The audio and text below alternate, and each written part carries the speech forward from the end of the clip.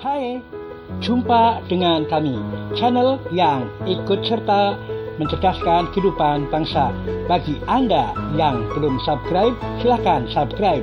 Selamat menonton.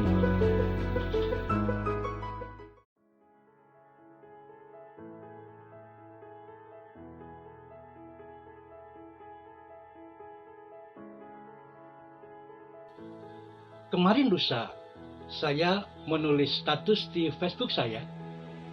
Melihat perkembangannya, saya tulis 2 hari lagi tembus 1000.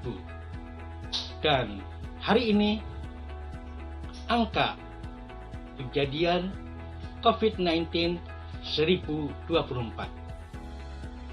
Fakta bukan?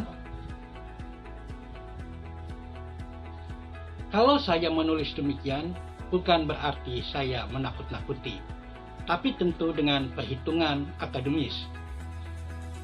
Nah, perhitungan itu pun tidak mungkin akurat ketika kita bukan menggunakan data-data yang akurat pula.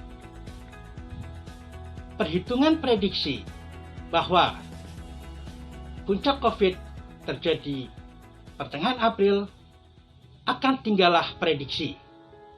Manakala kita lihat fakta bahwa mobilitas penduduk yang harusnya dikawal itu terjadi. Hal ini sudah dirasakan oleh Sumedang, dan menurut informasi yang ada bahwa terjadi gelombang mudik ke Jawa Tengah yang luar biasa. Nah, hal ini akan menggeser perhitungan prediksi semula, karena puncak itu didominasi oleh perhitungan DKI, sementara sekarang OTW daerah sedang menuju ke epicentrumnya, imbas dari tidak dikuncinya Jakarta. Sekedar menghimbau tentu tidak memiliki kekuatan apapun. Kalau saya bisa menahan diri untuk tinggal di Jakarta dan tidak mudik, belum tentu dengan orang lain.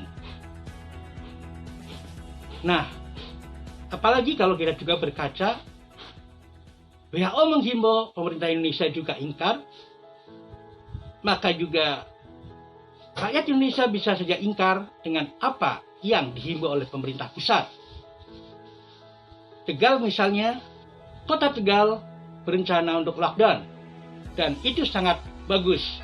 Mantap menurut saya, karena saya tahu kalau wali kota Tegal berprinsip bahwa ekonomi boleh mati tapi warga tidak boleh mati, karena ekonomi bisa dibangun kalau warganya hidup.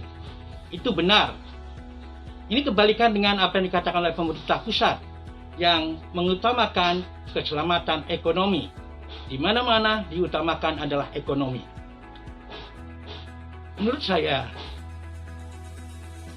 kalau corona COVID-19 adalah masalah kesehatan, maka logika yang harus dipakai adalah logika kesehatan, bukan logika ekonomi atau logika politik.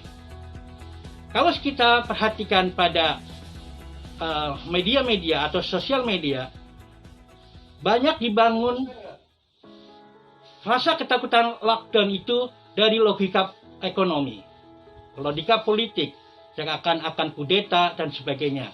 Ini satu yang pembodohan.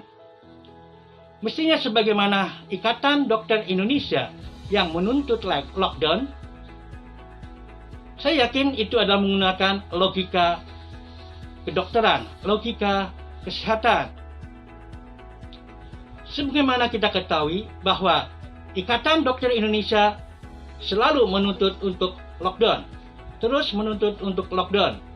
Itu pun ditanggapi dengan logika politik oleh pendukung-pendukung Jokowi. Ini saya pikir tidak fair. Ikatan Dokter Indonesia tentu saja bicara dengan logika kedokteran.